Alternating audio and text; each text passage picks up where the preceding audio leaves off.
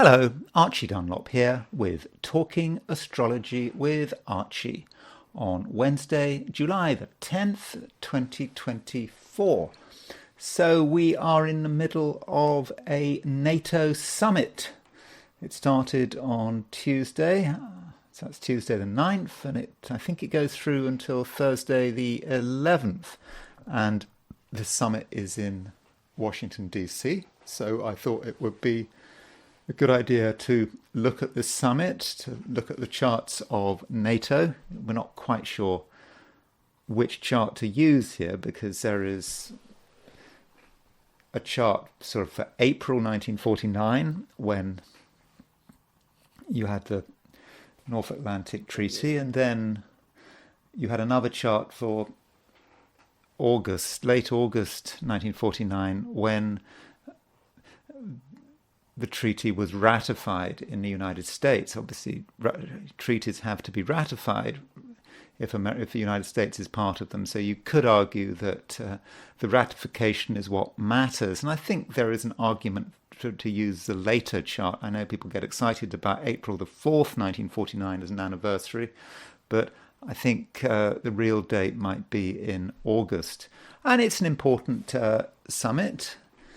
Not least, it's important for Joe Biden because, he's the leader of the host country, and there's all this talk about him losing the plot, cognitively at least. And so, people want to be sure that he can handle it, that he can handle this thing on home turf.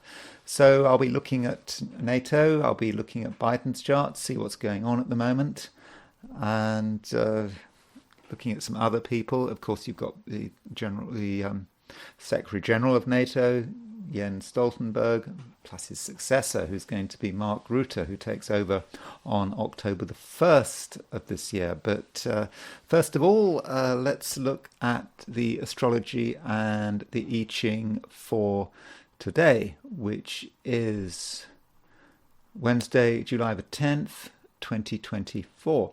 Now, what's interesting in terms of this week is that there seems to be a general reduction in astrological activity. I'm not finding much. Okay, one can always find micro aspects, but there isn't really a great deal going on astrologically. And it doesn't mean nothing's happening. There's always something happening. And you perhaps have to not be totally focused on exact aspects. There's a temptation when you do this kind of astrology, when I'm looking, trying to work out what's happening day by day, to just focus on exact aspects. So we have a day when an aspect is exact, and I really focus on this aspect when it's exact, but the next day as the aspect starts to break up, I sort of ignore it and move on to something else. But, exactitude is not the only thing that matters. Aspects have an orb. So, for example, look at Mars and Uranus. So Mars and Uranus are not exact in their conjunction until the 15th, until next week. But still, we can see that Mars and Uranus are getting closer and closer and closer. They are not much more than 3 degrees apart. So increasingly there is a Mars-Uranus feel for it. Things are hotting up. There's been a lot of news, for example, about a children's hospital in Kiev which was destroyed, or a missile landed on it. We don't quite know what happened, but it's getting a lot of coverage. And so this might be a hint that Mars-Uranus is gathering steam. And, it's not just about the events, it's about how they're covered and how people are responding to these events. And, of course, this Mars-Uranus conjunction will be on Algol. Uranus is getting closer and closer to Algol. Uranus is on Algol right now. And, with Uranus on Algol, we can expect difficult things to be happening. nasty things to be happening. This is the nature of Uranus on alcohol. So it's kind of happening now. I mean, as I said, I know the Mars-Uranus square is Uranus-Mars-Uranus conjunction is next week, but it's with us. It's happening. Now, as far as other things going on, in terms of exactitude, well, we've got the moon in Virgo. Moon is still in Virgo. Moon is in the middle of Virgo. The only really exact aspect we've got today involving the moon is moon squared Jupiter. Moon is 13 Virgo, Jupiter is at 10 Gemini, so there's a sense in which there could be an exaggeration, perhaps an exaggerated response to things, and that might be a feature of this moon square Jupiter. I don't think it's necessarily going to be emotional exaggeration, because the moon is in an earth sign, Jupiter is in an air sign, so it could be more other kinds of exaggeration. Perhaps we say too much. Once we start talking moon and Jupiter in Mercury ruled signs, it may be just difficult to stop. The words just keep coming out. I suppose we always have to be careful about financial exaggeration. Perhaps being too worried about money or being too loose with money could work both ways. For some people, moon square Jupiter might encourage one to be actually quite mean, just being overly mean in a way that's unnecessary. Or it could be overly generous. It kind of depends on the situation. Though perhaps what we need to see with this moon square Jupiter is we need to see it in the context of a sort of broader square between Jupiter and Saturn. The moon is actually starting to make an opposition to Saturn. Now, that moon opposition Saturn is not really exact until tomorrow. But still, you've got moon in Virgo, Saturn in Pisces, moon making a squarish aspect to Jupiter. So there's kind of a T-square forming between Jupiter and Saturn. And this is a reminder that Jupiter and Saturn are moving towards a square aspect. And the Jupiter-Saturn square can be connected with an economic and societal cycle. It's as if the Jupiter-Saturn cycle, we had the Jupiter-Saturn conjunction at the end of 2020. And so as Jupiter approaches a square to Saturn, it's kind of hitting its first crisis. It's like a first quarter moon. And over the summer, Jupiter and Saturn will be moving closer to that square, and the moon will be, I suppose later today, probably more into tomorrow, but the moon is starting to pick up both square Jupiter, opposition Saturn, and moon in Virgo is careful, and moon in Virgo likes to be well prepared. And I think with the moon starting to aspect Jupiter and Saturn, I think there may be a certain feeling over the course of today, particularly later in the day, but things going on out there are going to be affecting us. I'm thinking specifically from an economic point of view. You should never ignore what's going on financially, and the financial pages of the newspapers. I suppose people don't read newspapers anymore, but in the end, all this stuff about interest rates and bond yields and debt and treasuries, it might seem rather abstract, but in the end, it's going to affect us. We can't ignore it. So that might be something about what's going on with the moon opposition Saturn, moon square Jupiter, which is coming up today, tomorrow. It might be a sense of what the financial news is telling us. It might be telling us that something soon is going to unfold, which might have an impact on us. Another aspect is Mercury is making a biquintile to Saturn. It's a minor aspect, 144 degrees. So if you've got Mercury by quintile Saturn, it's about trying to bring something down to earth. There's Mercury in Leo. Mercury is very proud of itself, potentially. And so if it's by quintile Saturn, there's pressure out there. And biquintile is, as I like to say, it's a man-made aspect. We have something, we have these ideas, and Saturn is telling us, how can we actually do something to make these ideas real? Or maybe you're just kidding yourself.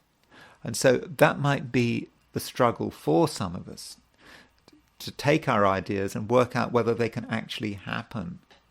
Whether we can turn the projector on, we can actually project our ideas onto the outside world and actually see something real coming to pass.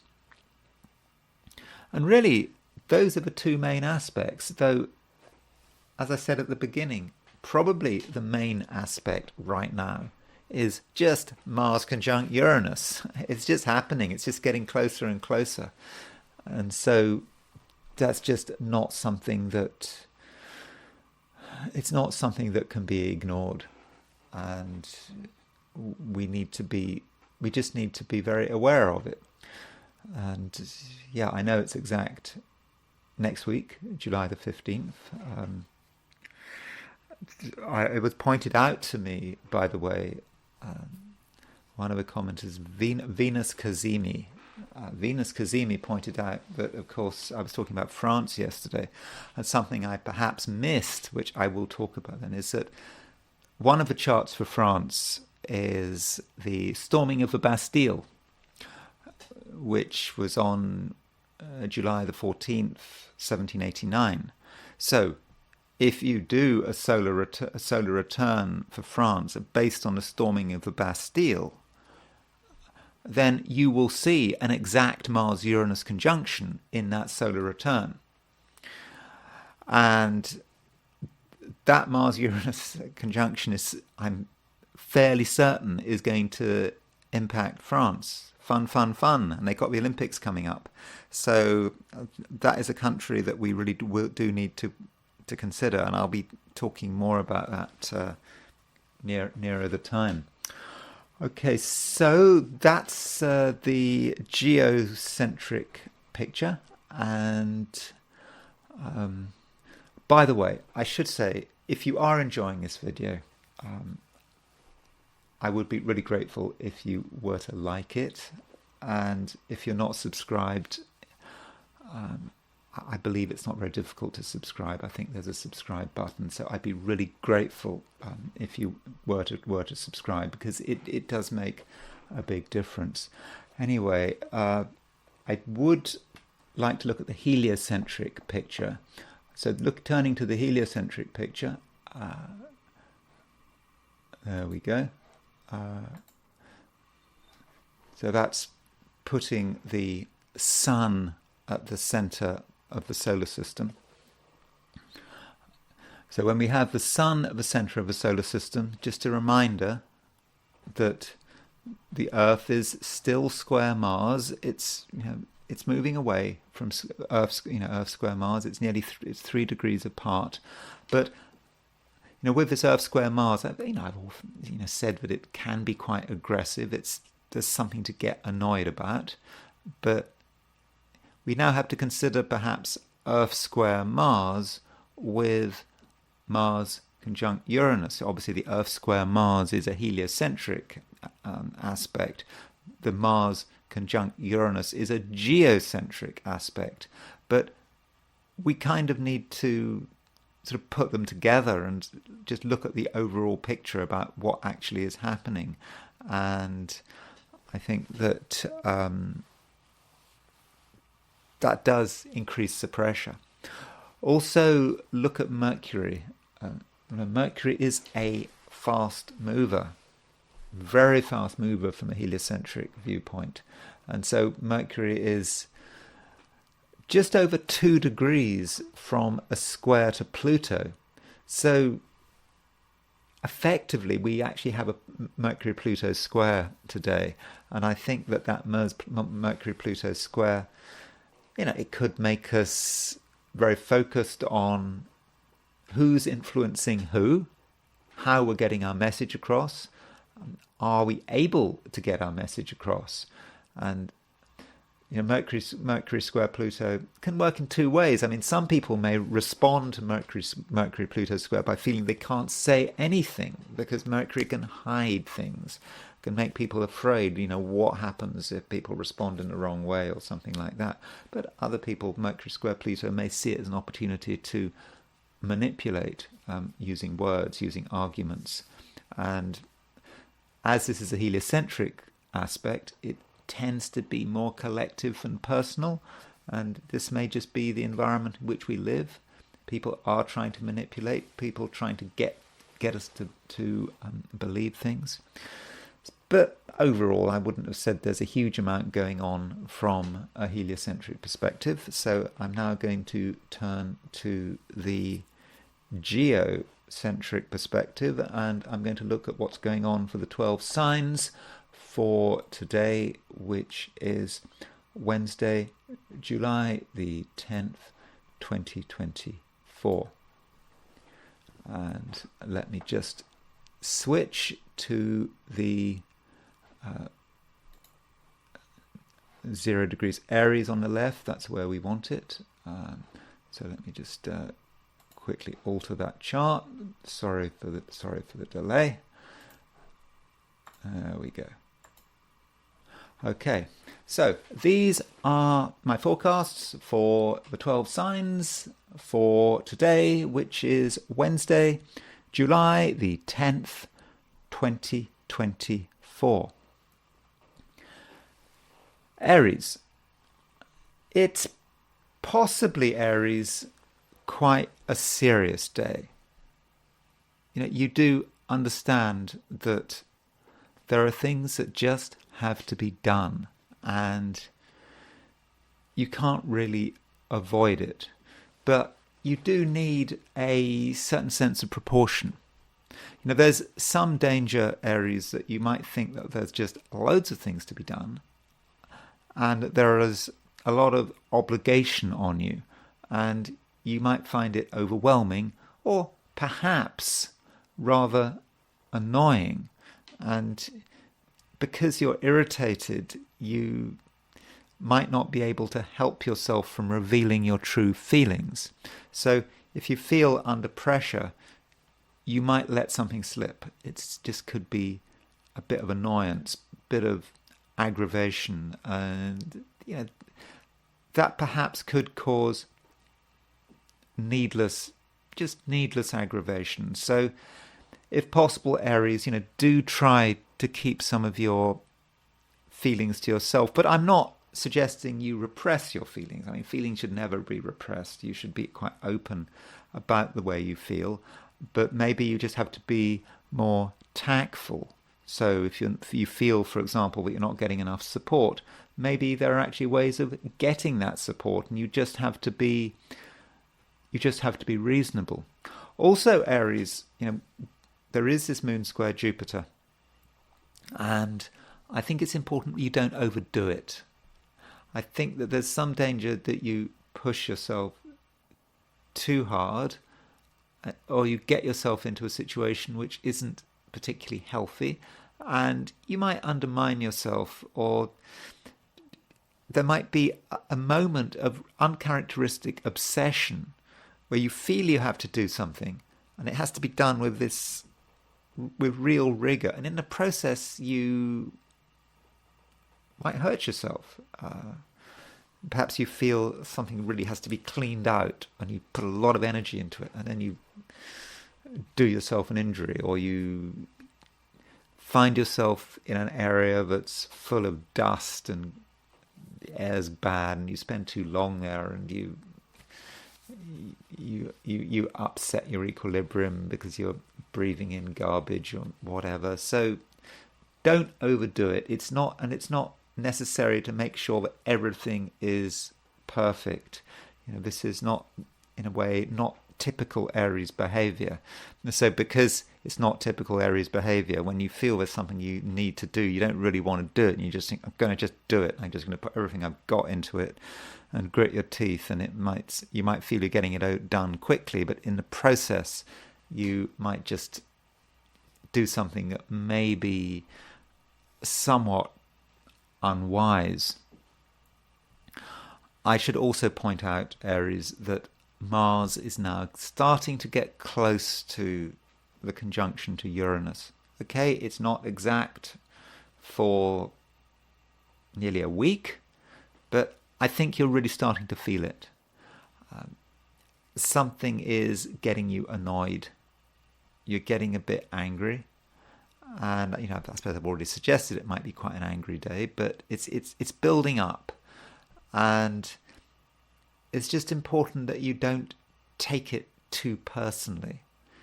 But you'll survive Mars conjunct Uranus. We're all going to survive Mars conjunct Uranus, but just don't overdo it. And that's more, that's more of the same. That's just something that is very important for you. And at the same time, don't feel that you have no impact. If you want to have an impact on the world around you, you can. And your impact will actually come from having quite a sensible perspective. That's what people want. I know that it's often said that Aries is the child. I mean, you've got a view of the zodiac that the zodiac is some glorious life cycle that starts in Aries and ends in Pisces. So Aries is the child and Pisces is the sort of the end of the cycle. I don't know if I entirely go for that view, but I don't think today you are the child. If anything, you are the adult in the room. You might not feel like it might not feel appropriate, but I think you are the adult in the room, and you can be the adult in the room. And Aries, if you just tell people things as it is, you demonstrate a good understanding of the world and how it works and what the limitations are, and perhaps that includes the legal limitations. I think that would be the right thing to do, and I think that people will listen to you. And that's the kettle going, so that is a good opportunity to wrap up for Aries. Taurus. We cannot avoid the fact that Mars is making a conjunction to Uranus. Okay, it happens next week, and I'm going to try not to mention Mars-Uranus every single day, but it's just want to remind you, Taurus, that this conjunction is now just over 3 degrees apart. It's around, it's there, it's happening. And so you do need to be aware of it in a general sense. This conjunction between Mars and Uranus it could make you more hasty than usual. Just a feeling that you do want action. You feel that however much you're being blocked, you actually have to make something happen. It's kind of down to you. And in the process, you could get yourself into a situation that might be somewhat regrettable. So don't do anything in a hurry, and try to understand who you are and what it means to be a Taurus. Taurus is about taking things slowly, having a structure. Taurus is a fixed sign. Don't be in a hurry, to rush forward for action. I just don't think that that's actually necessary. And maybe, Taurus, at the moment, you should perhaps be thinking not in terms of action, but in terms of words. Particularly today, I think that your words today, Taurus, are actually going to carry a fair amount of authority, and I think that people will be listening to you. Though, don't ignore your own needs. The moon is in Virgo. It's a nice place for the moon to be in, especially for a Taurus. It gives you a certain amount of strength, especially during the hours of darkness. That is because the moon rules the earth signs by night. Certainly using, for example, the scheme set out by William Lilly in the 17th century. And, by day it's Venus. So with Moon and Virgo, that's potentially quite fortunate. If you can do stuff in the hours of darkness, it depends where you are. I suppose if you're in the North Pole or if you're in northern Russia, it could be difficult. But if you're in the southern hemisphere, not such a big problem. And it is a time to be really thinking about what you can do and what makes you special.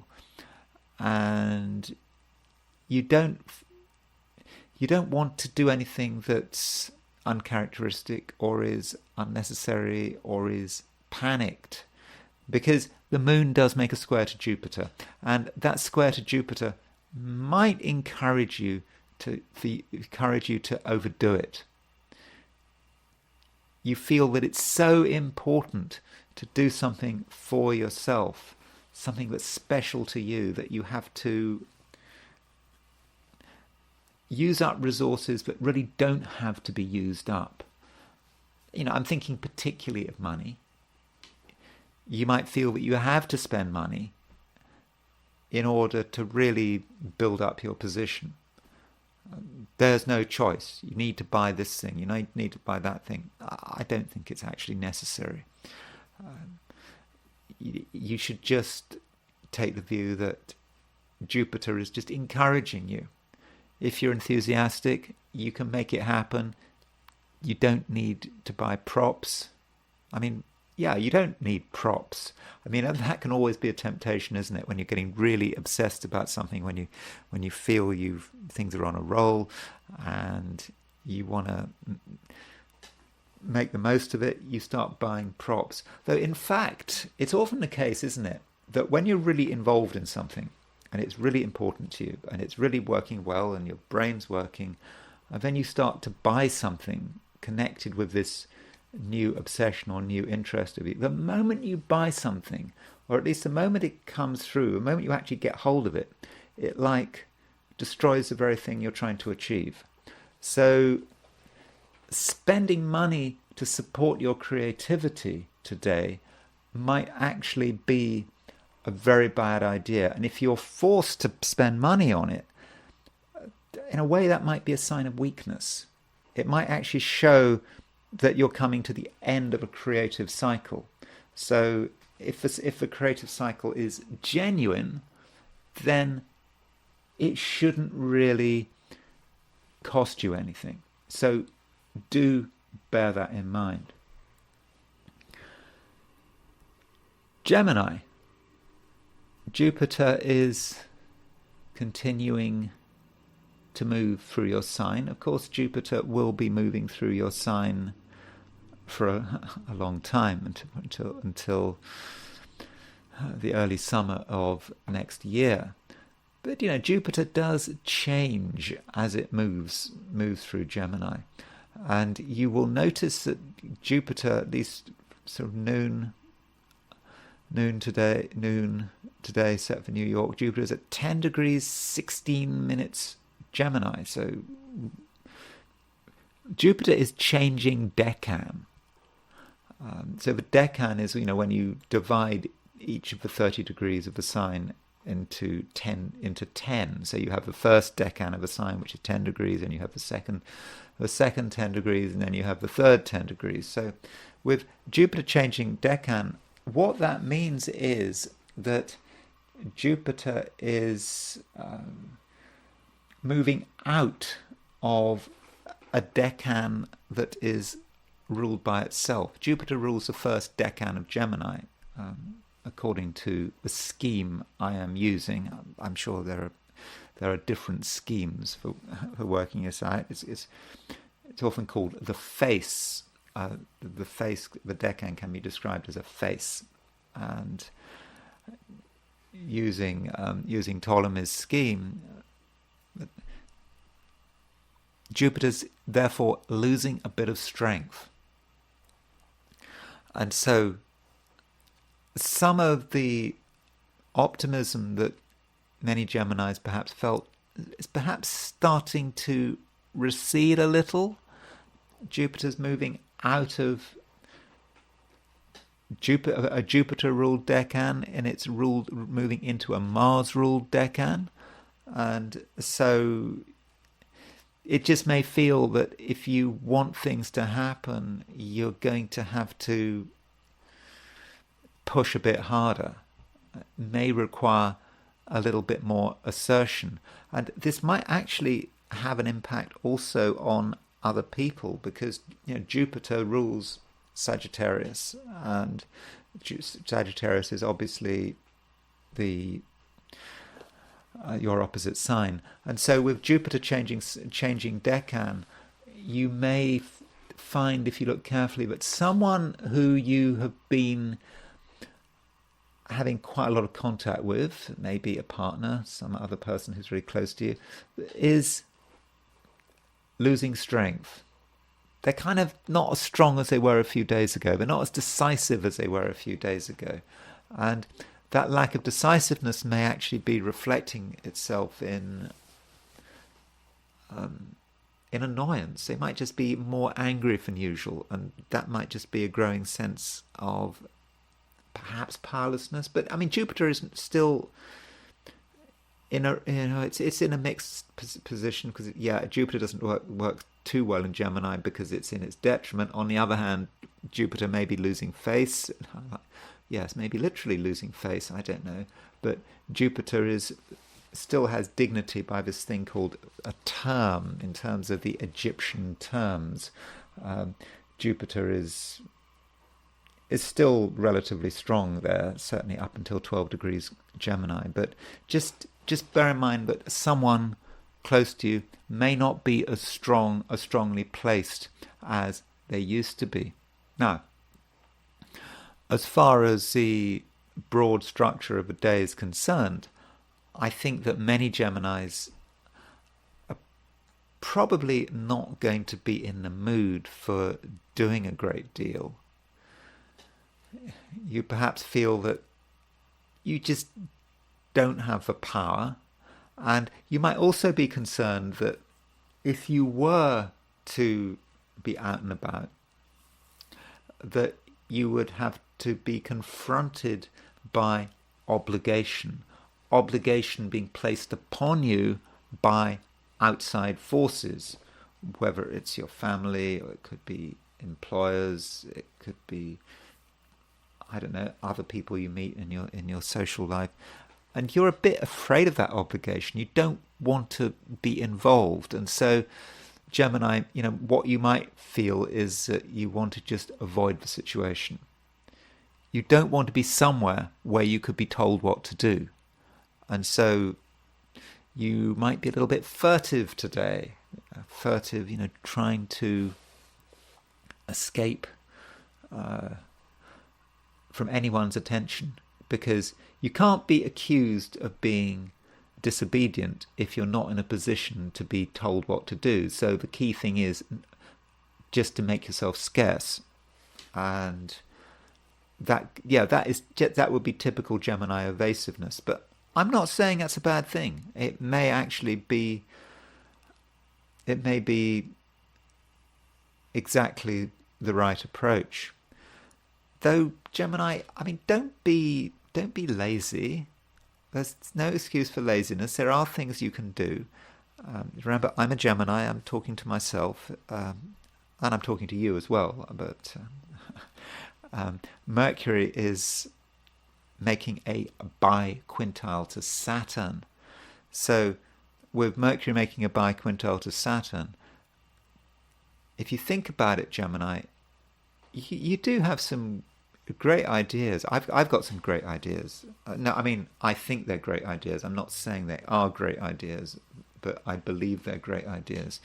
and I'm just not doing anything about them. I'm just sort of pondering, speculating, and you know, with Mercury biquintile Saturn is asking you to actually put it into practice. So, you know, for example, I've got an idea. I wanted to create a YouTube video, which is, or perhaps even several YouTube videos, which is slightly different from my normal YouTube videos.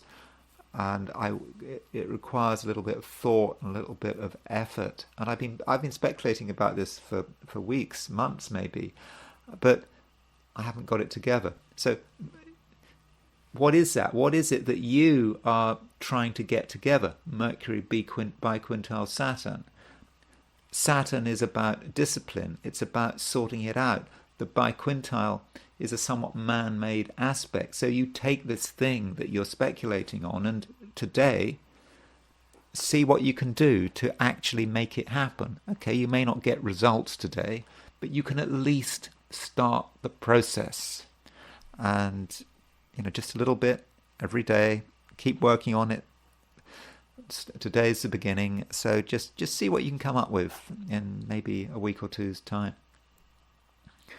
Cancer.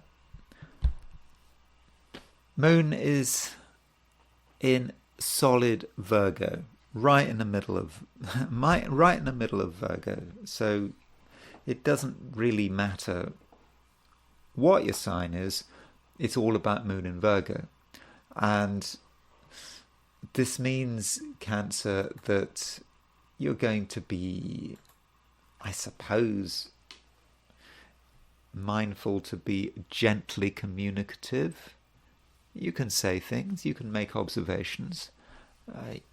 You might at the same time want to move from place to place, but in a gentle kind of way. It's not such an exciting place for the moon to be in, but I think it's useful. The moon works quite well in Virgo, especially during the hours of night. So Cancer, if you've got something important to do, don't forget the hours of darkness. You know, when I'm talking about hours of darkness, I'm talking about that precise moment when the sun sets. That's when darkness starts, and likewise before dawn. These are times when you're probably more powerful than usual. Now, that kind of depends, doesn't it, where you are? And if you're in Iceland, that's a problem because we're relatively close to the summer solstice, so there aren't there aren't so many hours of darkness. But if you're, I don't know, in southern Chile or Argentina, then there should be plenty of hours of darkness. Better still if you're on the South Pole, but I don't think anyone is watching us from the South Pole. So see what you can do at night. And ask yourself, why is the night special? I mean, one reason the night can be special is because, you know, there are less disturbances and it's quieter and you can be yourself. And of course, as a Cancer, you know, you're ruled by the moon, and the moon is a nocturnal planet. Now, the moon does make a square to Jupiter.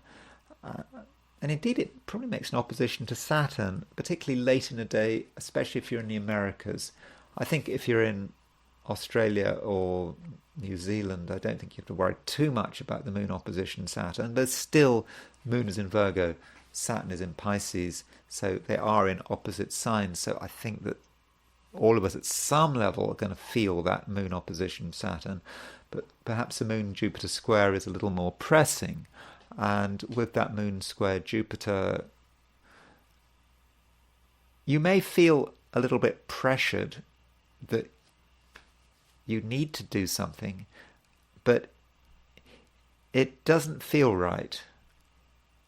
It sort of comes from, not even from other people, it comes from almost your unconscious mind. You're being told that you need to do something, but it's not. Whatever you're doing, you just feel a slight sense of dissatisfaction, but somehow you've got to do more.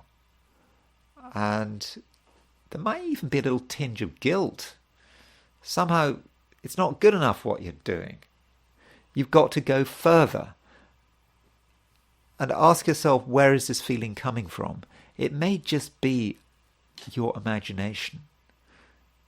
Just something telling you what you need to do, and you can't really define it, and you might just feel that you then have to do something, but if you try and do something, it just may not work out anyway. So if you are going to do something today which is unplanned, which you hadn't planned it yesterday, or it wasn't a pre-existing commitment, if suddenly you feel you need to do something, I think you should ask yourself, Cancer, why? What is it about?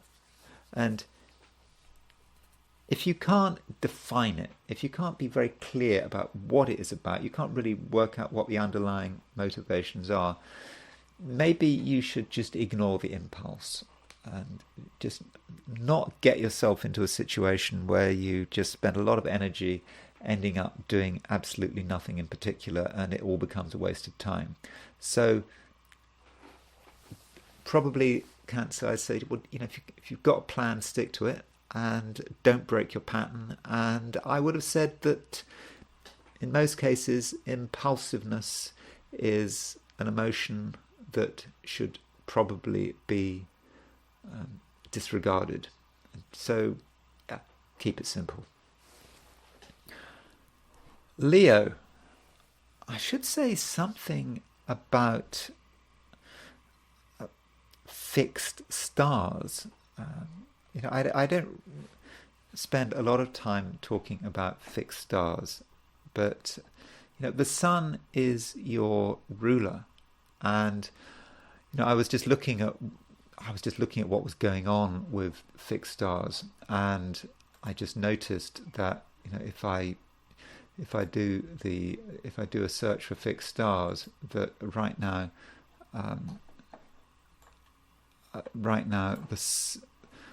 the sun is on a fixed star called Wasat. I mean, I think it's a pretty minor fixed star, but it's exactly on Wasat, and I suppose the sun will go onto this fixed star Wasat every year. And I mean, I need to tell you that the sun is on Wasat, if only just to interest you. But apparently, Wasat is not a particularly fortunate fixed star, and it's I don't know. Let me just quickly tell you what Robson says about it. It's a double star, pale white and purple, situated on the right arm of the northern twin. Influence of the nature of Saturn. It gives violence, malevolence, destructiveness as a first principle, and is connected with chemicals, poisons, and gas. So I'm not trying to scare you, Leo. I'm just pointing it out. This sort of happens every year, so don't worry about it too much. And really, you should treat it as a matter of curiosity. But probably, Leo, okay, if you follow Robson's view, maybe just avoid chemicals. Don't mess around with bleach or acids, pesticides, all that kind of thing. Just stay away from that. And the sun is in Cancer. It's perhaps in a sign. It's in Cancer, conjunct Wasat. So it may be that chemicals could impact you without you actually realizing it. So don't underestimate the impact of chemicals. It can be in what you eat, for example. So don't eat stuff which has got chemicals in it. All those colouring chemicals. What are they? I can't remember. Sunset yellow, for example. All of that stuff. You don't want to have that in your food, and you want to stay away from anything that has the potential to upset your equilibrium. So just keep it simple. Keep it absolutely straightforward, and then it should be okay. But as I said, I'm not trying to frighten you. I'm just saying, well, why not? I mean, just with Sun conjunct Wasat, you just don't want to. You don't want to mess around with chemicals and gases and stuff that could, upset your equilibrium. And another thing that might upset your equilibrium today, Leo, is money. The moon is in Virgo, it's making a square to Jupiter, and financial issues may be weighing on you a little bit. Perhaps you might find that you want to spend money unnecessarily, or there's pressure to spend money. There could be peer pressure to spend money, or you may be influenced by other people's expenditure. So people might say that, for example, something is really good, some product is good, or some restaurant is good, and it's a good idea. It's a good idea to spend money. You might see something that that other people are getting. Don't follow the crowd when it comes to financial issues. Just don't allow yourself to be pressurized and just overthink things. Sometimes when you get this temptation to spend money, you get this idea you want to spend money. You've got to buy this thing, and then you can't stop thinking about it. You've got to buy it, and then the only way to get out of this obsession is to actually spend the money. And you almost know you're wasting your money, but it's just best not to get overly obsessed. And if you've got concerns about money, you can be more constructive about it. Remember, the moon, yes, it makes a square to Jupiter, but it does have an opposition relationship to Saturn. Moon is applying to an opposition of Saturn, especially if you're in the Americas, but I think in the end everyone's going to feel it. Okay, if you're in Australia, New Zealand, tomorrow you'll feel the opposition to Saturn, Moon opposition Saturn, and Moon opposition Saturn might represent financial reality. So, for example, if you're careless with money today, then tomorrow you'll start to feel the consequences. So I think that a bit of discipline there is going to be very important. Virgo, you are in a fairly good state of mind, I think, at the moment, by and large.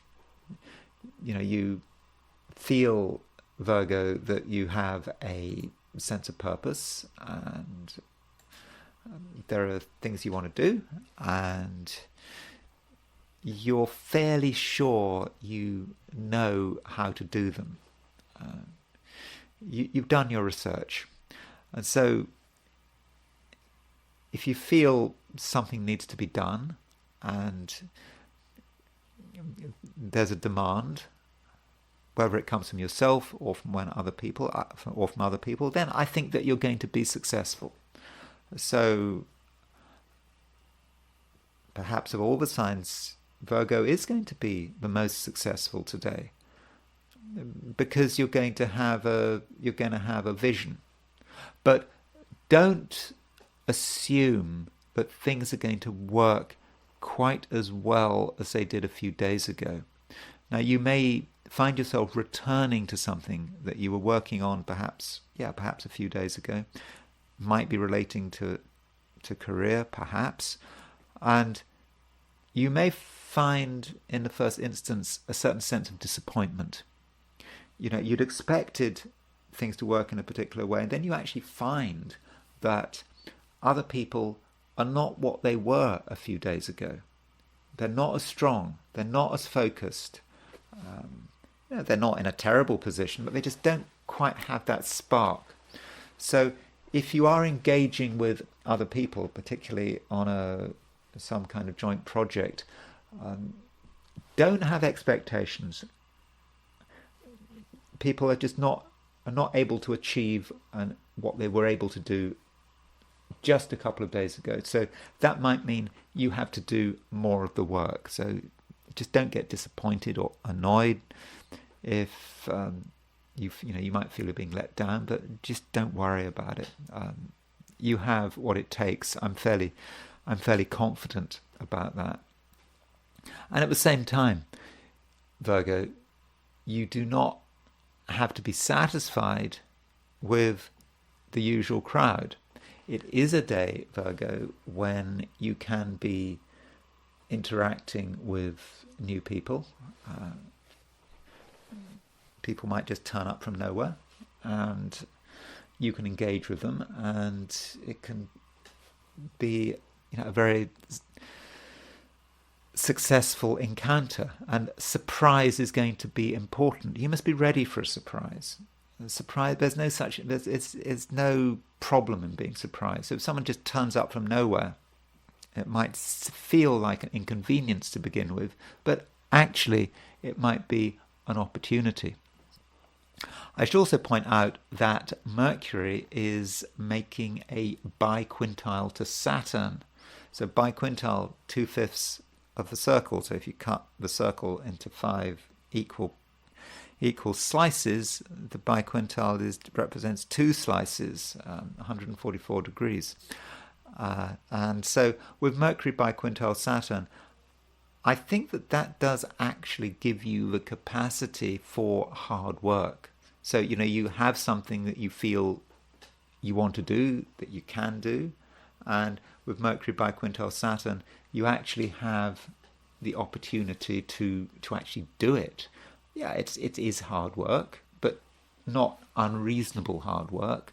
So if it's something you've been really wanting to get done and you just haven't had the opportunity, you may have felt that people were holding you back. Yeah, now's your chance. And I think you may actually be surprised by how quickly you can accomplish whatever you feel is important. So, now might be the day. So don't hold back. And if something's important to you, just give it everything you've got and maybe reap the rewards. Libra. It may feel that not much is happening. And I suppose if you don't want anything to happen, then maybe that's just the way it's going to be. It's going to be a day when things don't happen and you can just do things your way. But if you make the effort, I think that you can have an impact. I think that people will listen to you, and you can actually give the impression that you are quite powerful and knowledgeable, and that you know how the world works. And I think you do know how the world works. That is perhaps part of being a Libra, especially from a social perspective. You understand the dynamics of the world in which we live, and you understand what's possible, what is realistic, and you also understand what is completely crazy. And so this puts you in a good position, I think, in terms of giving advice and even laying down the law, explaining to people that some things are just impossible and should not be attempted. So that's, I think, quite a fortunate side to the day. And I suppose it's also an optional side. If you want to do nothing, if you don't want to engage, that is probably okay, but it might be a wasted opportunity. I should also remind you that Venus is your ruler, of course. It's now getting very, very late in the sign, very late in Cancer. It's at noon in New York. Venus is at 28:45 Cancer. You're now starting to feel that you're in a transitional period over the next day or two, that you're moving from one place to another. you're moving from a water sign in Cancer to a fire sign in Leo. And this might be a very good reason not to do a lot, not to make big commitments, because you are in a process of change. So if you were to make a big commitment now, while Venus was in late Cancer, you might change your mind when Venus moves into Leo. So if you're being pressurized to agree to something today, then I think it's just very important that you ignore that pressure, because what you don't want to do is, make a promise that you later have to go back on. So, do also consider that. And as far as work is concerned, if you happen to be working, I know different people have different lives and not everyone is working who's listening to this, but if you happen to be working, then you may feel that in terms of your work or perhaps business, you feel that you're coming to the end of something. It's a time when, over the last few weeks, you have actually been quite focused on what you wanted to achieve, but you're now starting to lose that focus a bit. And on the surface, that sounds not such a good thing. It's always important to have focus, but perhaps you're starting to move to the next challenge.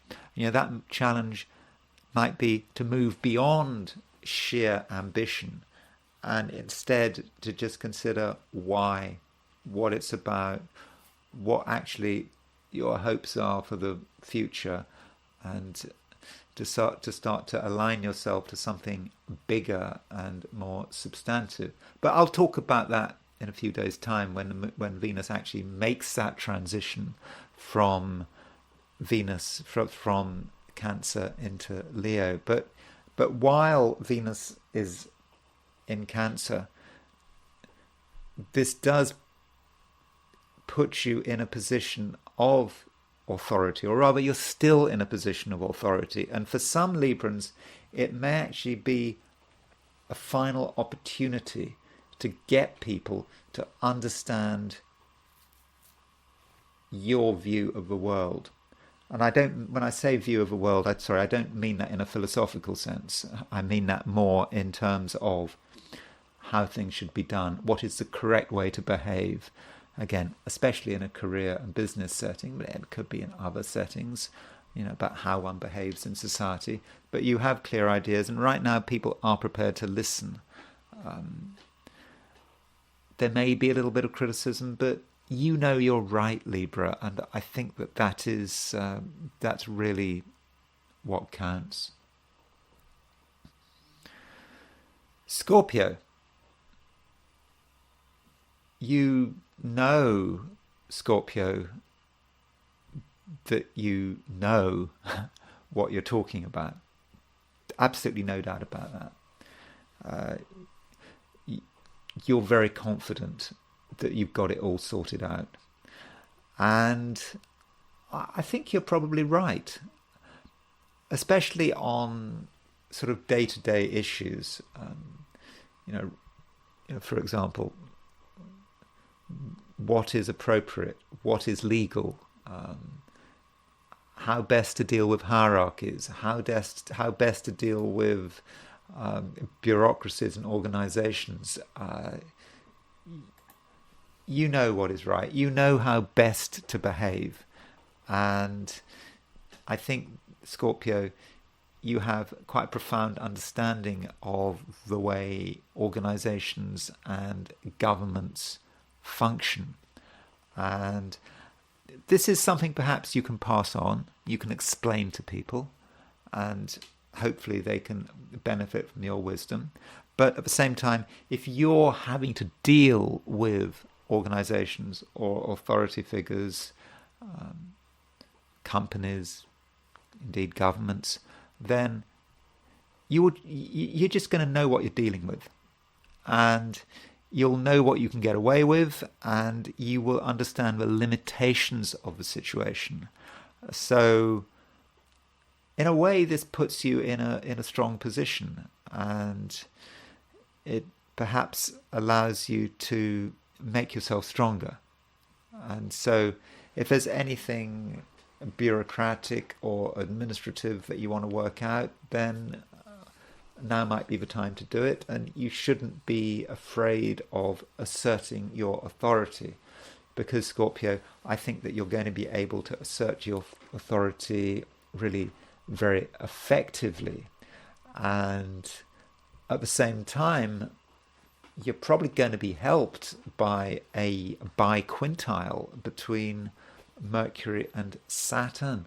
So, Mercury is in a Leo, and Mercury is, of course, in a high-profile sign from a Leo view, from a Scorpio view. So in a Scorpio chart, Leo is the most prominent sign. And so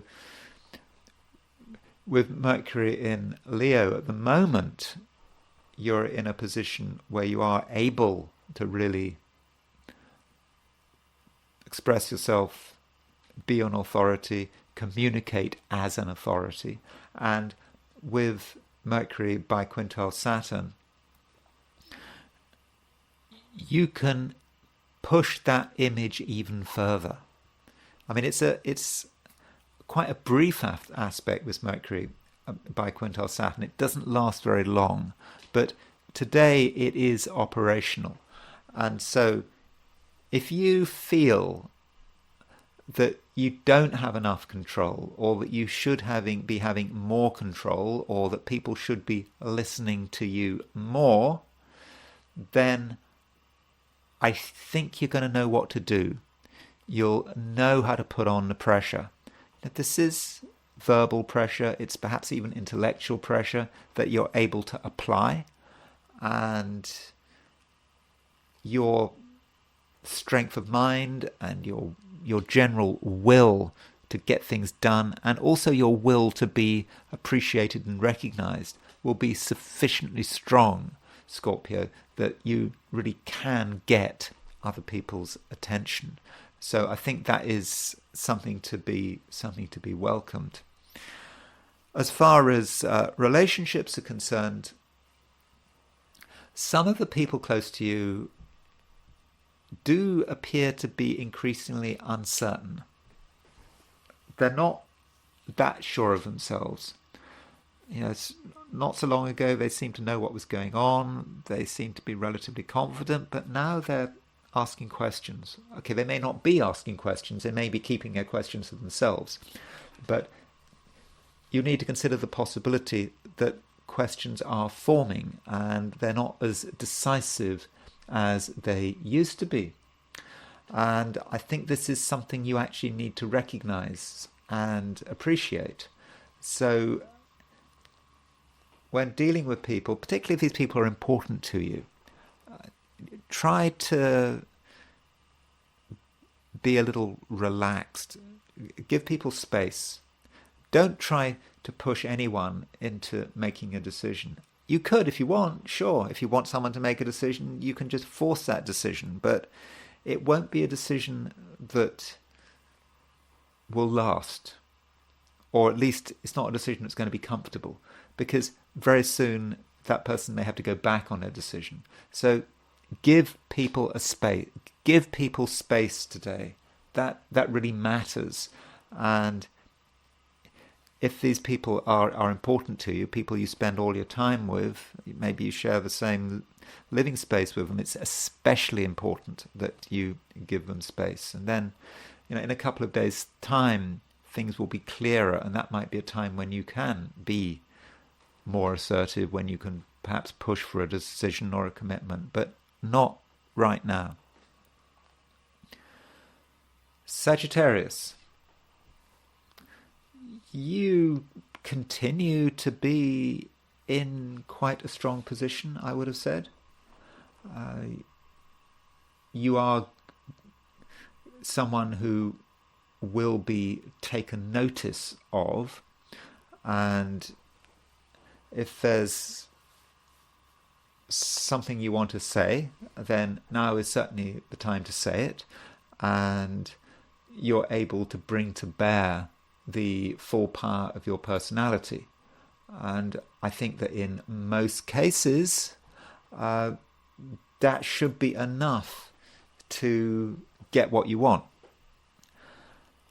However, I would caution you, if you look at Jupiter, Jupiter is at around 10 degrees Gemini. It's just crossed the 10-degree line. So that might matter.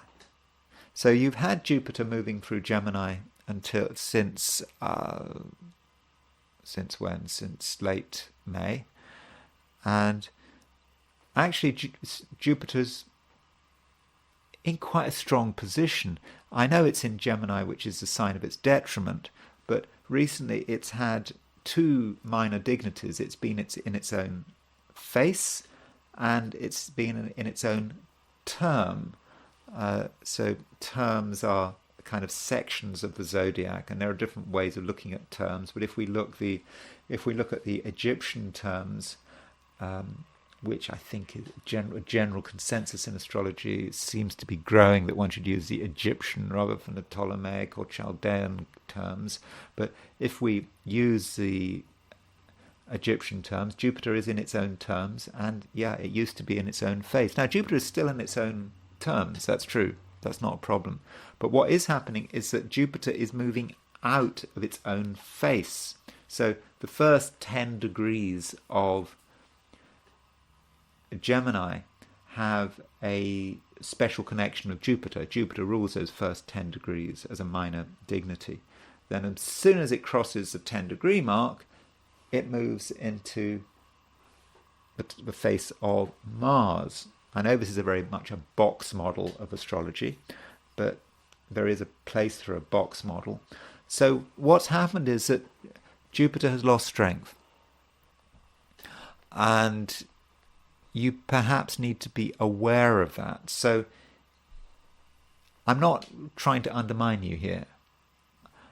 I'm just telling you that if you actually try to get something done today, you may not be as strongly placed as you were a few days ago. And that might mean that you just have to put in extra effort, that you can't really take things for granted as much as you could, just a few days ago. But still, I really do not want to undermine you. I must emphasize you are still in a strong position, and the power of your personality at the moment is very real. And I understand that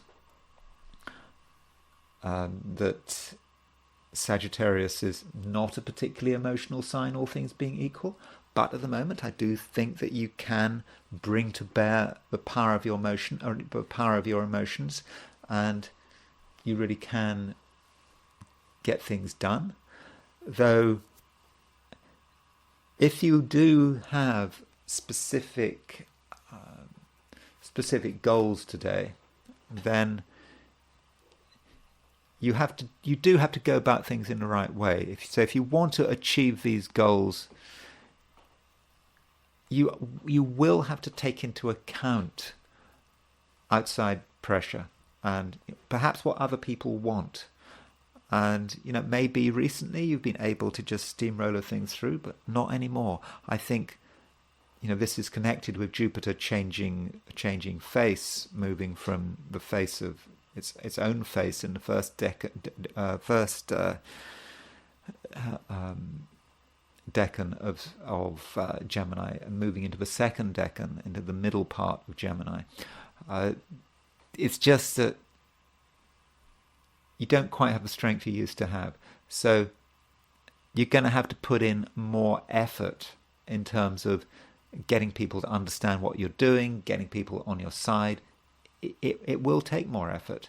And if you're able to make that effort, then I'm confident that you can achieve whatever you need to do. But I'm not saying it's going to be 100% easy, and you just have to be cool, calm, and collected, and take into account the various constraints around you. These constraints are very real, but there's no reason why they can't stop you. getting what you want. You just have to work with what you've got and perhaps put in extra effort. And that extra effort isn't just about, just raw energy. It's perhaps diplomatic effort. So yes, use your diplomatic skills, and I think there's a good chance that the day will end on a successful note. Capricorn. Capricorn, you feel that really things are going your way, at least on the highest level. You just understand that your broad direction is correct, that you've got it right, and there's no need to make huge adjustments to your approach.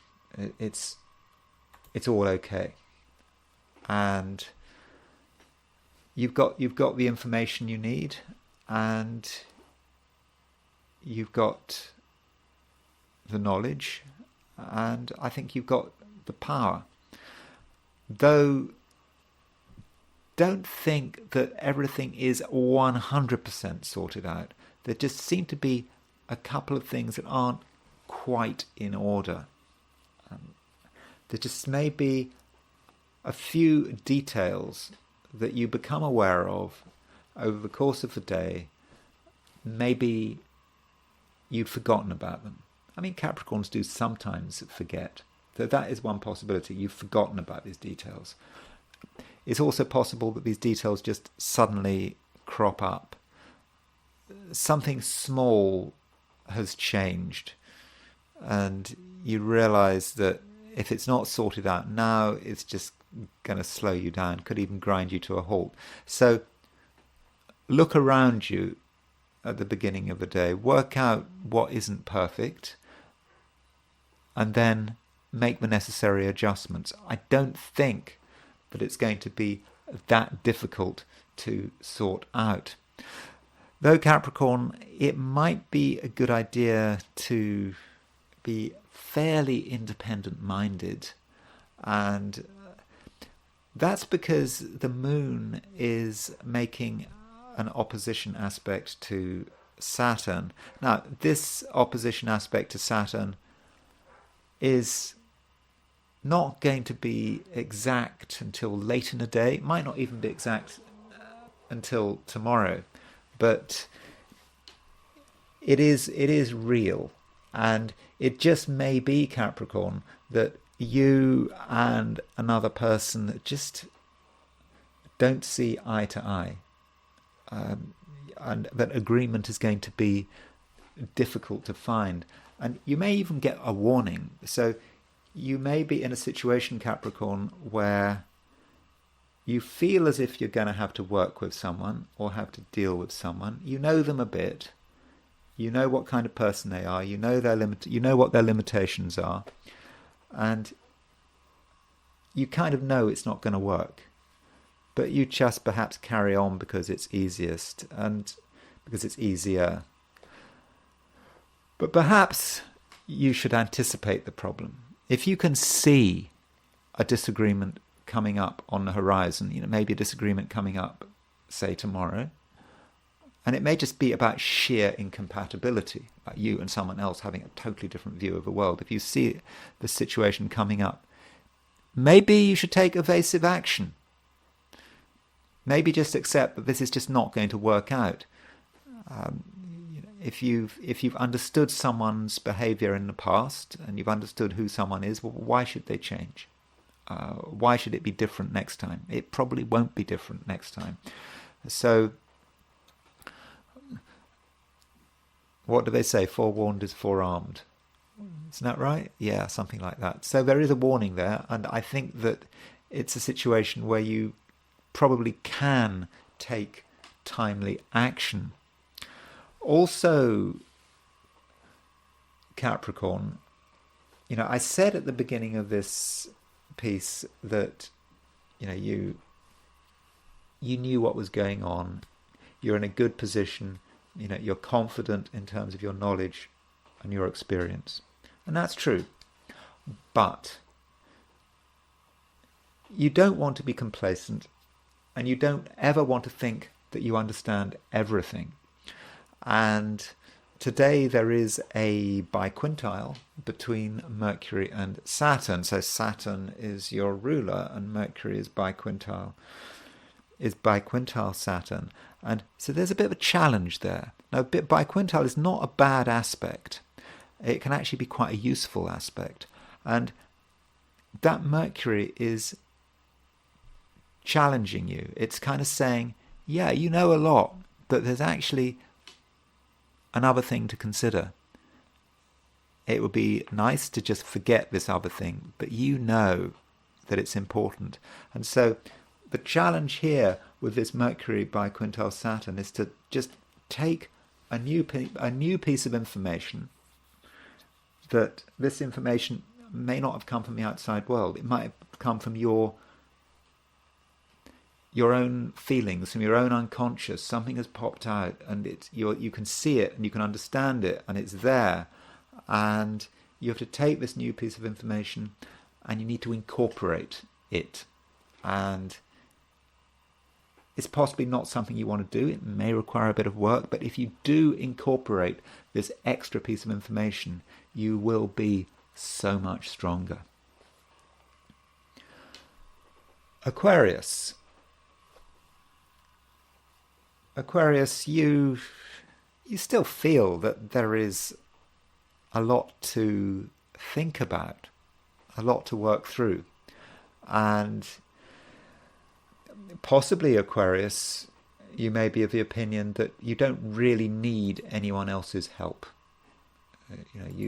You've kind of got it all worked out, or at least you're starting to work it all out. And any input from another person is just not going to be helpful. Indeed, any input from the outside world is not going to be helpful. And in a way, that's a kind of typically Aquarian view, isn't it? You always say about Aquarius that Aquarians like to do things their own way. It's quite an independent-minded sign.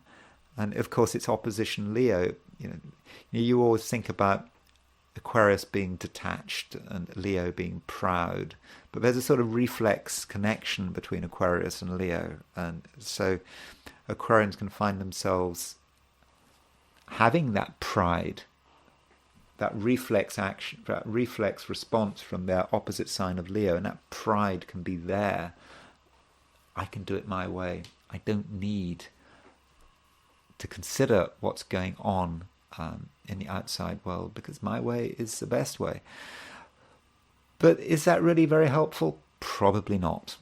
And the main aspect, arguably, today is this minor aspect, which is Mercury biquintile Saturn. So Mercury and Saturn are approximately 144 degrees apart, and Mercury is in Leo, it's your opposite sign, and it's biquintile Saturn, which is you. And so Mercury biquintile Saturn, that is about the challenge to consider what another person is saying, or what something else is saying. It's a view, may not be about another person, it's just a view from outside, that your first inclination is to ignore it. But with that Mercury biquintile Saturn, the challenge here is to understand it. Because if you're honest with yourself, Aquarius, you just know that you haven't got all the answers about quite a lot of things, including about money. There may actually be a financial aspect to this, not necessarily, but that's something to consider. So there is something you're being told from the outside, some information coming in from the outside, and you have to work with it. It's a biquintile. Biquintile is, it's as I said, it's a man-made aspect. You have to take something which perhaps doesn't feel entirely natural, doesn't really feel part of you, but you have to take it and you have to make it part of you. And what you're doing is you're creating a more complete view. And as an Aquarius, you do have an inner pride. You want to be someone who is entirely knowledgeable, who has sufficient knowledge to be independent. So do take advantage of it. Do work on what you're being told, even if you don't like the idea of taking into account an outside opinion, a view which you hadn't been working on. You want stuff that you had been working on, you had been developing, and to have to deal with something that is outside your zone of control, that's a bit of a challenge. But I think that today you can bring something in and you can actually make it yours. You can actually take ownership of it.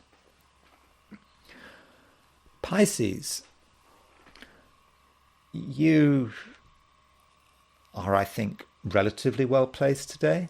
I think that things should work out okay, and you have a keen sense of your own power. Like yesterday, I think when I was talking about Pisces yesterday, I mentioned that you have a sense of what you can do and what you can achieve, and you haven't lost that.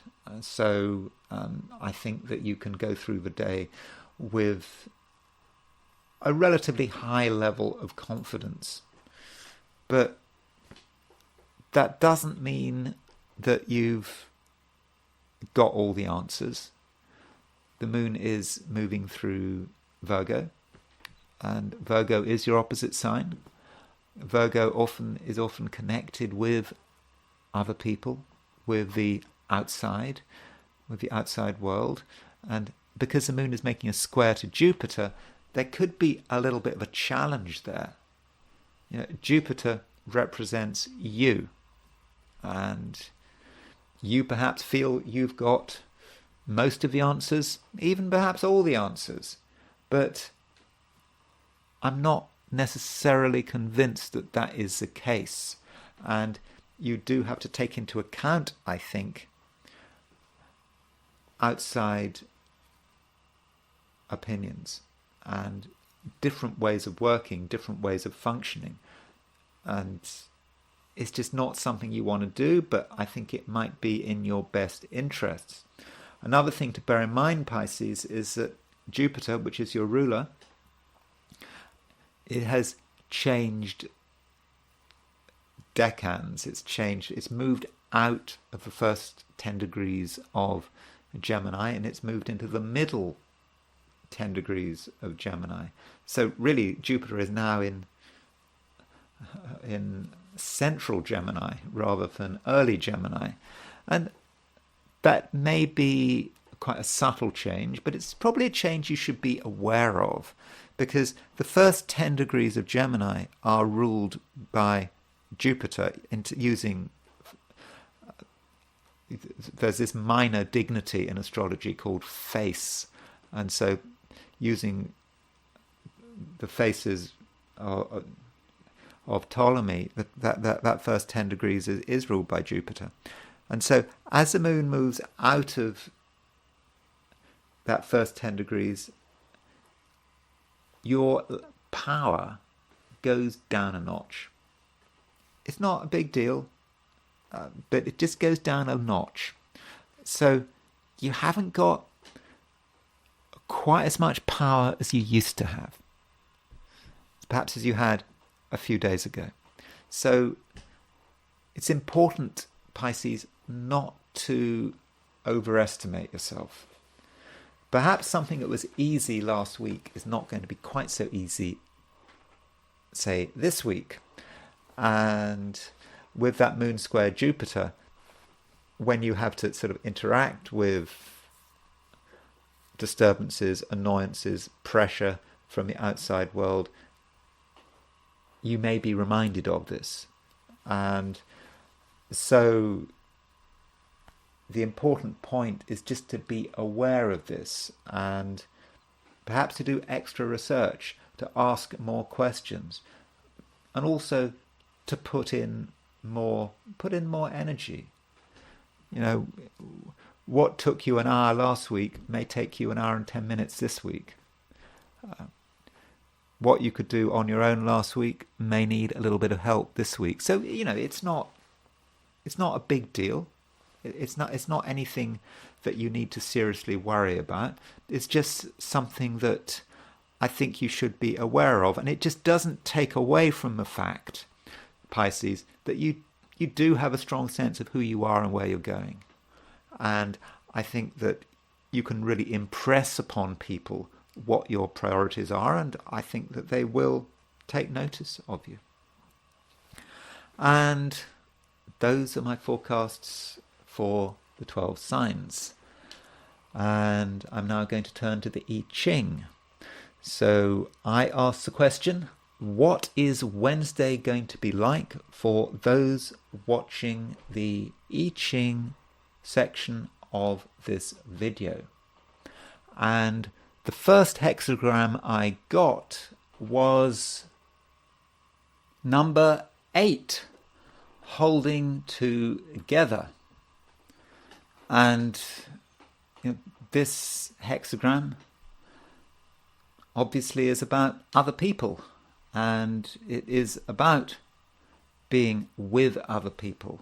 It's a reminder that on our own there may not be a great deal that we can achieve, that getting assistance and help, perhaps forming alliances, is something that we should do, and we need to think very carefully about who we are trying to hold together with. I mean, some people can really help us, they can be useful, they can be useful allies, and they can help us to get what we want.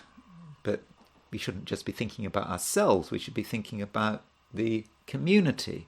So if everyone is just focused on their own selfish interests, of course nothing is really going to be achieved. Everything is going to fragment. And yeah, we do have to hold together. Was someone like Benjamin Franklin, who said, didn't he say something like, we either hang separately or we hang together. So we don't want to hang separately, do we? So hanging together is the way to do it. That's the way to achieve things. Now, there are 2 moving lines, and the third line from the bottom moves. So in the I Ching, the third line is often unfortunate, and the warning here with the third line moving is that maybe we're hanging out with the wrong people. Now, we need people, that's for sure. This hexagram is about who we associate with, the people we need to get where we want to go to. But if we're hanging out with the wrong people, then there's a problem. So if there's something that you're working on, something you're trying to achieve, something you're moving towards, who's helping you? Which people have you chosen to help you? Which people are gathering around you? And it's just possible that some of those people are just not being helpful. And to be honest, I'm probably not telling you anything you don't know. So if you're trying to get something done and you've got someone working with you who you don't trust, you don't feel they're doing a good job, then perhaps this hexagram is telling you that now's the time to part ways. And perhaps what's needed is to have a change of personnel, to sort of hang out with a different group of people. Yeah, it's true, but we need to hang together if we don't want to hang separately. But we might hang separately in the end if we do hang out with the wrong people. I suppose we might get betrayed. So that is a possibility. But the fifth line moves, and in the I Ching, the fifth line is often fortunate. And the advice with the fifth line is that we mustn't push it. So it is true that we need the right allies. We need to have people around us in terms of, working out some kind of joint project, or it may be our project that we need help with. It's true we need allies. And how do we get these allies? It's important not to make too much of an effort. Just because someone is prepared to help us doesn't mean that we should let them help us. We mustn't push the point. And the I Ching is really saying we need to let people go. And the Wilhelm translation of the I Ching kind of gives this image of sort of a hunt, this very formal hunt where you follow particular rules. And one rule is that you have this hunt, and I think you're trying to beat the animals out. I mean, obviously I'm a vegetarian, I'm not into hunting, but you try to beat the animals out, and they move in a direction, and then they get shot. That's the way. But you need to give them an opportunity to escape. It's not a total massacre. You've got to give people an opportunity to escape. So when dealing with other people and when trying to find new people, you've got to give them an opportunity to escape. You don't give them too much. You don't try too hard to get their affection and get their attention. If they're the right person, they will just hang around anyway. If they're not, just let them go. You don't have to make an effort. And through this lack of effort, you will eventually find the right people around you in order to achieve whatever it is that you want to achieve. And then, with these two hexagrams moving, we move to a second hexagram, which is modesty. And that kind of supports what I was just saying about the moving line. Modesty is not about making a big show. We need to be cautious, and there are things we want, that's for sure. We do want to take the initiative, we want support, but we just mustn't make a big fuss about it.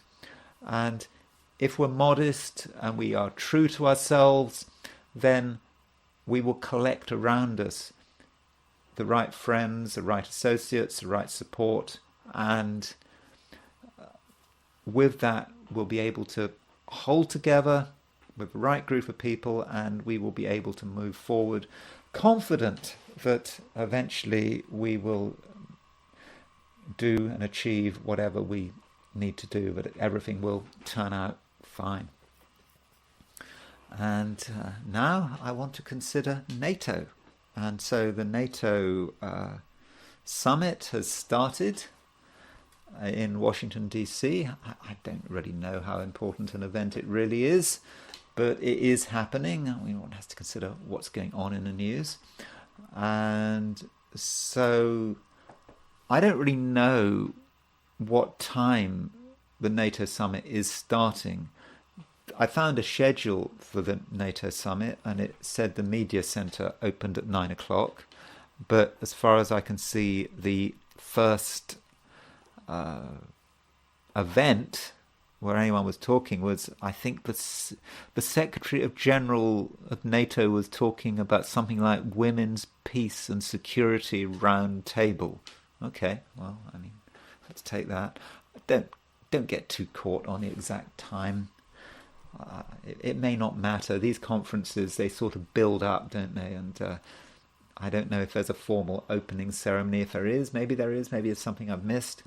But let's look at the NATO summit. As I said, I'm just taking 9:30 as a time.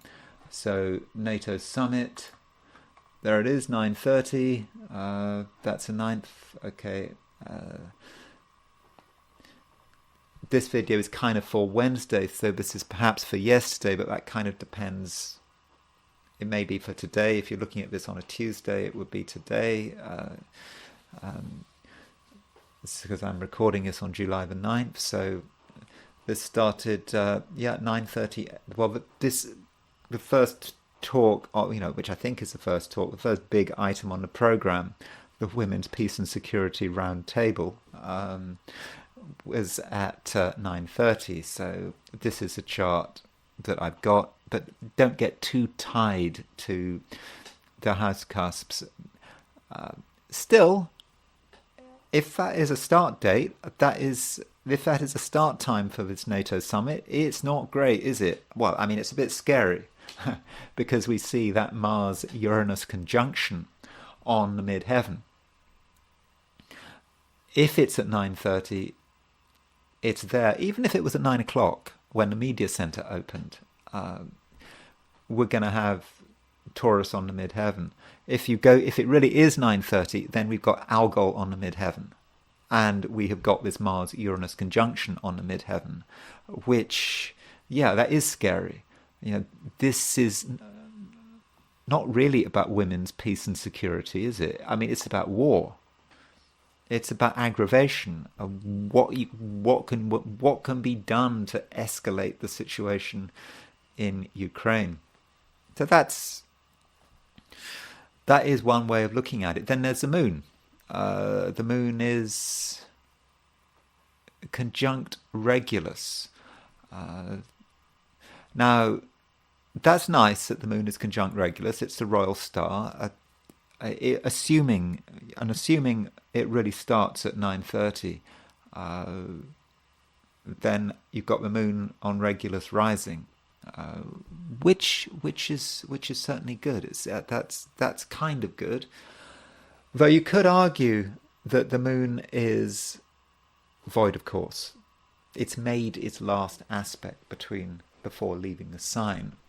So right at the end of Leo, when is the moon's next aspect?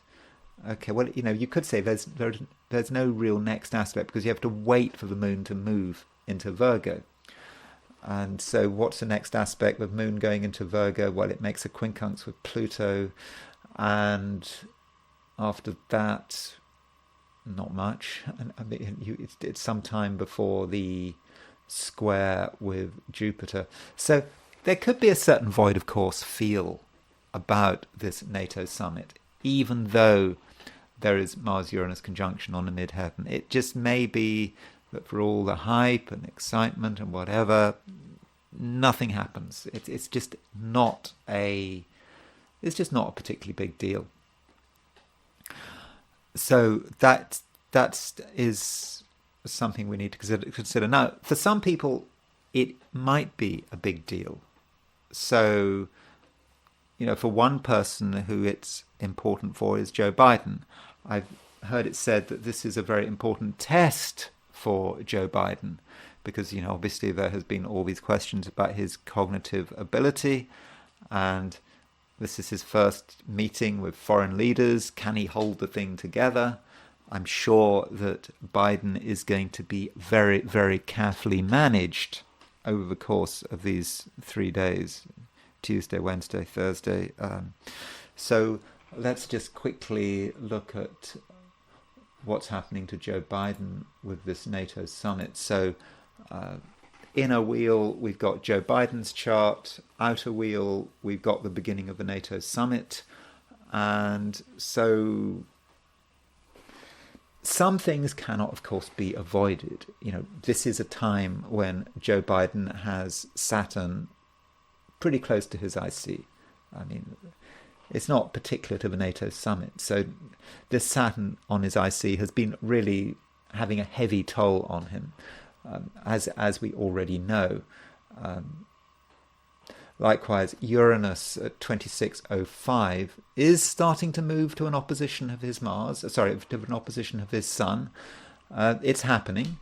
Now, that opposition from Uranus to his Sun is not going to be exact for a bit of time. I think it's, let me just check when that is. I think it's August, actually, is it? It's going to be... In fact, Uranus goes stationary retrograde at 27:15, end of August, beginning of September. So Uranus will go stationary retrograde just short of the opposition of his Sun. I would have thought he's still going to feel that. But I don't think that's an issue right now for us to be concerned about. And we've got Jupiter. Jupiter, 10 degrees to Gemini. And Biden's Saturn is at 9 degrees 57 Gemini. So he's got Jupiter conjunct his Saturn right now. There are two ways of looking at that aspect, I would have said. Now, you could say that Jupiter just releases what we already know. So clearly, Biden is... how old is he? He's 81. So he's 81 years old. I mean, there's no reason why an 81-year-old can't be an effective president. But in his case, his age or other factors are making themselves felt. And so you could say that from a wider perspective, Jupiter has released the fact, Saturn, that he's 81 years old. People really, again, shouldn't be a problem, him being 81. It needn't be a problem, but in his case it is. And so Jupiter is making it very clear that he is in his 80s, and the world can see that.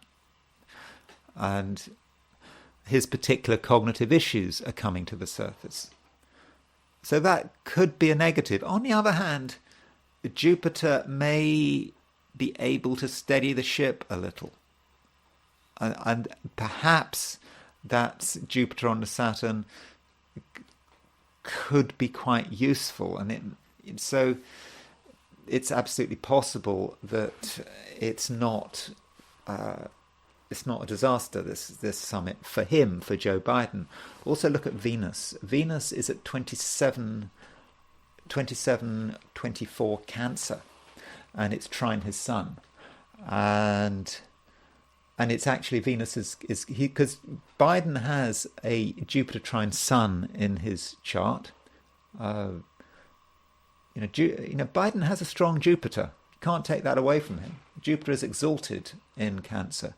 Venus is conjunct Jupiter. It's trine his Sun. So, I'm thinking on the basis of this that it doesn't look to me as if it's going to be a big disaster for Biden. The transits seem to be relatively benevolent. Venus is a short term. Is short term. Maybe Venus is his wife. Maybe it's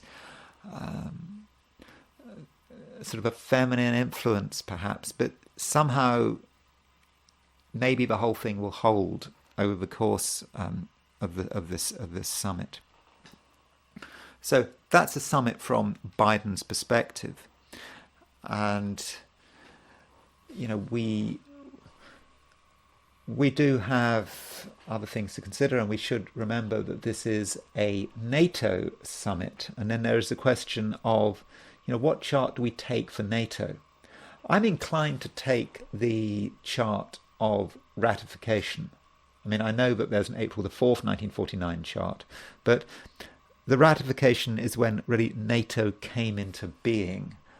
So here's the NATO April the 4th chart. I've got 4:52 p.m. for some reason. So the April the 4th chart has Moon-Uranus conjunction on the midheaven. though. I mean, I said I prefer the August chart, but it is interesting that the April the 4th chart has April the 4th, 1949 as its start. And if you look at the NATO Summit chart, you've likewise got Uranus on the midheaven. So this is a very NATO-like summit with Uranus close to the midheaven. This is what NATO is all about. And so that's one possibility, and it does fit to a certain extent. It also fits the fact that we've got these planets in the descendant. It's all about the enemy, having to deal with the enemy, whatever the enemy was. Of course, it's Russia or the Soviet Union. The alternative chart, which I think is the better chart, is the ratification chart, which is when NATO was ratified by Congress, and that's when you could say that NATO really came into being. And so you've got Pluto fairly close to the midheaven. It took place just after a new moon, and we've also got what else have we got? We've got two Scorpio on the ascendant, and so that is a chart that kind of works for me, I think, and I think that the real evidence to my mind that the August the 24th, 1949 chart is the one that works is if we look at where NATO is gravitating. NATO really didn't have to do much in terms of fighting wars while the Soviet Union was around, but now we know that NATO is involved in this war with Russia. And it's all about Ukraine, isn't it? And NATO was ratified on August the 24th, 1949. And here is the horoscope of Ukraine. And Ukraine declared its independence on August the 24th, 1991. So Ukraine and NATO ratification, they have the same birthday. And I think that's really important. And there is Ukraine's sun, 0 degrees 56 Virgo, and NATO's sun at 1 degrees 7 Virgo. So the two suns are really close. So in the end, NATO has become all about Ukraine. This whole issue was about NATO expansion, and Ukraine was the red line, and that's really what it's all about. Of course, by saying that, you're a Putin bot, as Nigel Farage stated the obvious, that's a cause of the problem. Boris Johnson in 2016 said the same thing, but then he criticised Farage for repeating what he'd said himself. But so the Ukraine issue really is important, and I think that that's what NATO has actually boiled down to. And we do have a changeover in NATO, which is we're moving from one Secretary General to the other. So this is the existing Secretary General of NATO, Jens Stoltenberg. Again, I find Jens Stoltenberg's chart interesting in the sense that he's got this Moon-Mars conjunction right close to his midheaven. And he's supposed to be, I thought Norwegians were supposed to be peace-loving and everything is fine. And, I don't know, some of the most bellicose people have come from Scandinavia and from Finland in terms of this war. This is messing around with the collective. I was talking about my own chart, and I've got Saturn making, this Mercury biquintile Saturn, and I was saying, what am I pressurized to be doing? I need to be talking about the collective. I should already be doing a whole video about what's going on with the collective and what's happening with the collective unconscious. And I don't know what's going on with the Scandinavians, but anyway, that's Jens Stoltenberg with his Moon-Mars conjunction. Now, remember that in the NATO ratification chart, we had Pluto on the midheaven, and in the actual chart for NATO, the April chart, we have a Moon-Uranus conjunction, and in the summit chart, we've got a Mars-Uranus conjunction on the midheaven. So Stoltenberg is really picking up on all this. So I don't know what the summit is doing for Stoltenberg. What kind of summit is Stoltenberg going to have? So looking at his chart, there's Stoltenberg and his summit. Is he going to have a good summit? He's got Jupiter is moving towards his moon. This is his last summit as Secretary General. And there's Saturn in his 7th. I suppose with Stoltenberg having Saturn transiting his 7th, I suppose he's just taken on board the fact that there are enemies to deal with when you've got Saturn in your 7th house. And normally these are just political enemies, personal enemies. But in this case, it's probably Russia. That's what's him having Saturn moving through his 7th, just becoming obsessed about Russia and just feeling that's the only thing that matters.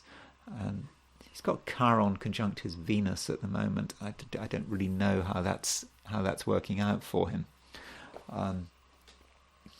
And on October the 1st, Jens Stoltenberg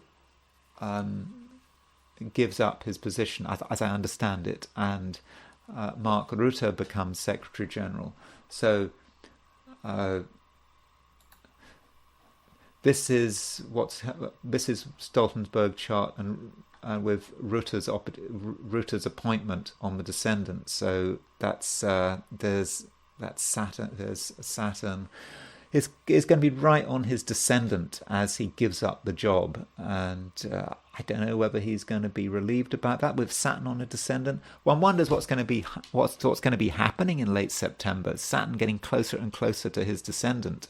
This may be a difficult time for him. And then, of course, we've got Mark Rutte taking over. I've looked at Mark Rutte's chart before, but I think Mark Rutte's chart does say a great deal about what the future of NATO is, because he's at least the symbolic head of NATO. I know he's not the person with real power. The real people who are really controlling NATO are in the United States, and he's just from one of America's provinces, but in the Netherlands. But interesting that he has got Mercury at 1316 Pisces. So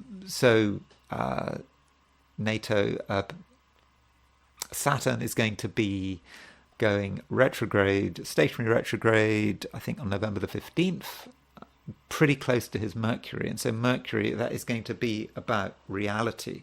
And he's already got Saturn moving towards on his Venus. So, and he's got Venus-Pluto opposition. We talked about the Venus-Pluto opposition recently. It's just interesting that I assume Mark Rutte is turning up to the summit, and so he's got this Venus-Pluto opposition in his natal chart.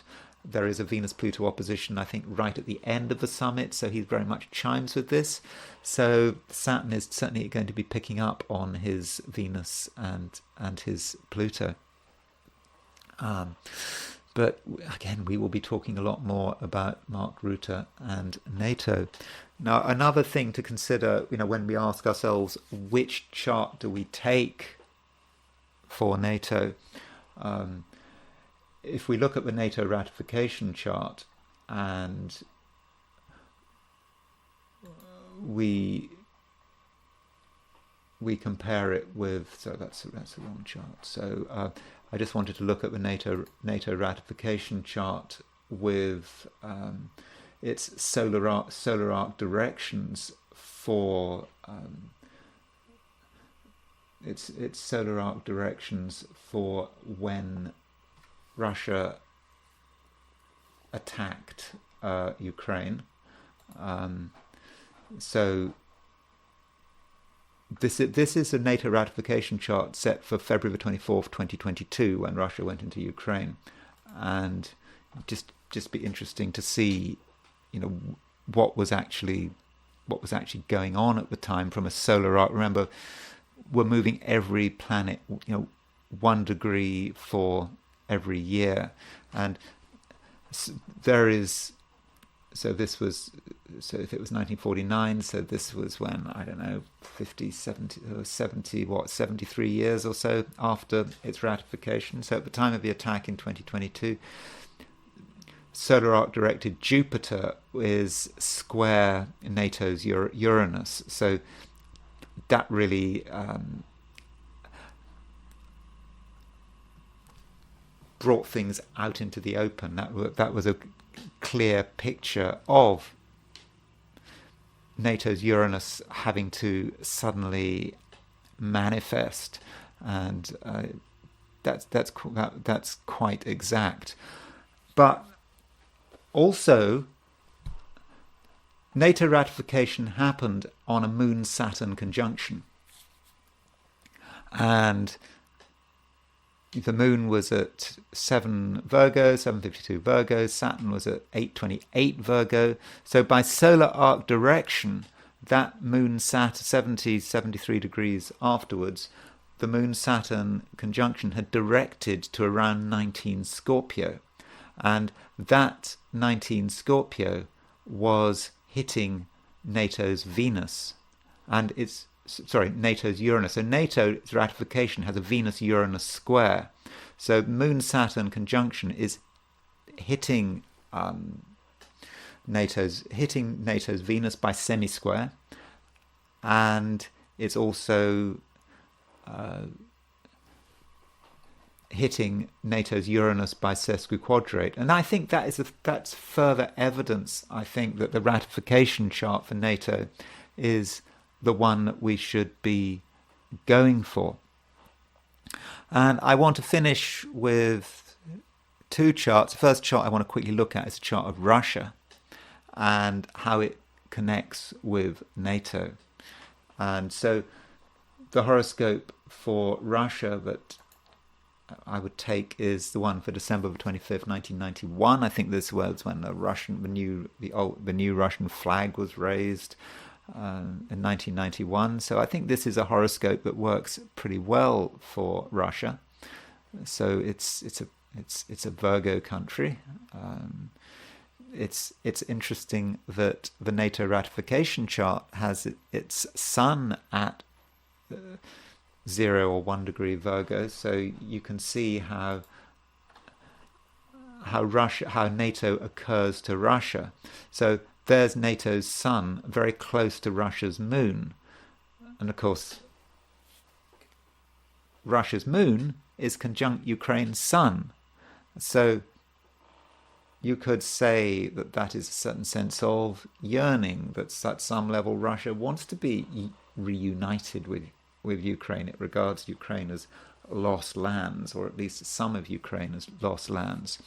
And here is Russia, is NATO's Saturn at 828 Virgo. So this Saturn is right on Russia's Moon-Jupiter midpoint. Now, so Russia has this Moon-Jupiter conjunction in Virgo. It's quite a wide conjunction, 11 degrees out. But NATO's Saturn is about Saturn being on Russia's conjunct Moon-Jupiter. So if you are an apologist for NATO, then you would find that really telling. So an apologist for NATO would say, here is dangerous Russia, Moon conjunct Jupiter, wanting to expand, wanting to be itself, perhaps. And so NATO's Saturn is on Russia's Moon conjunct Jupiter. So it is preventing NATO from expand. It's keeping Russia in check. So that certainly fits a pro-NATO narrative very well, that NATO ratification Saturn on Russia's Moon-Jupiter midpoint. I finally want to quickly look at the chart of Ukraine, not specifically because it's for NATO Summit, but just to keep an eye on what is going on. So there's a chart of Ukraine, and I'm just going to put the summit chart on the outer wheel. But it's not because it's the summit chart, it's just to give us an idea about where the planets are actually moving. And this is a reminder here that Ukraine has Mercury, Jupiter, Venus conjunction. That Mercury, Jupiter conjunction, I mean, it tells us so much about Ukraine. Ukraine is really good at communicating, coming up with a message, being able to basically come up with propaganda and be able to influence the West. I mean, a lot of what the stuff Ukraine says about itself, about the way the war is going, particular events, it's all lies. I mean, not all of it is lies, but a lot of it is just plain lies. But Ukraine is a very effective lie machine with that Mercury-Jupiter conjunction. I think anyone would agree with that. I don't think you have to be a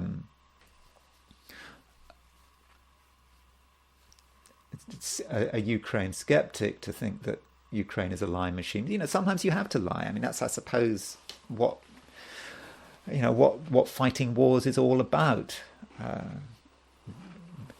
Britain at the beginning of the Second World War had a very effective lie machine working in America, trying its hardest to get America involved in the war. Maybe Ukraine are trying to follow Britain's strategy in the run-up to the Second World War and trying to get America involved. But that is the lie machine. And Mercury is at 26 degrees to Leo. And just a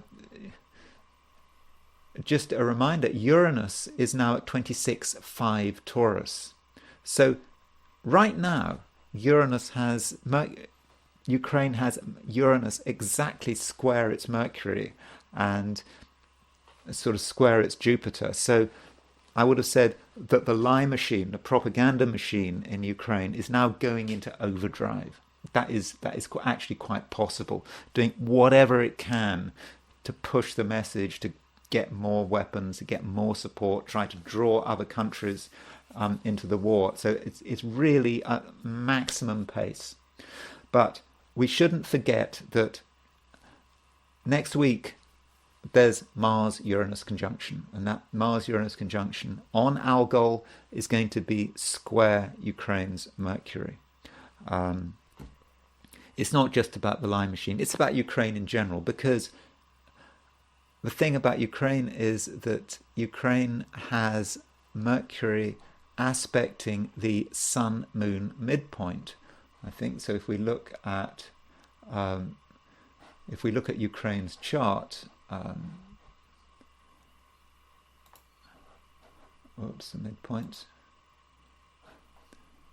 There you see Mercury is, I don't know if you can see that, but Mercury is square the Sun-Moon midpoint in Ukraine's chart. That completely describes Ukraine. It is a country that just comes up with words. They don't stop talking. That's what Ukraine is about. And Uranus conjunct Mars is on that Mercury.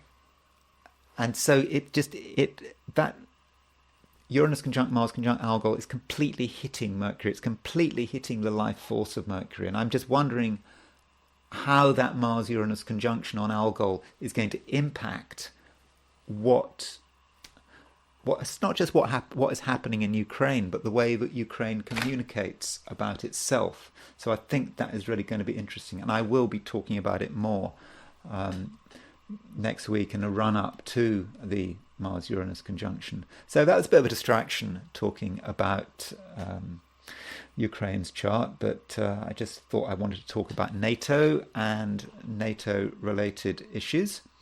So I do hope that you found this video of some interest.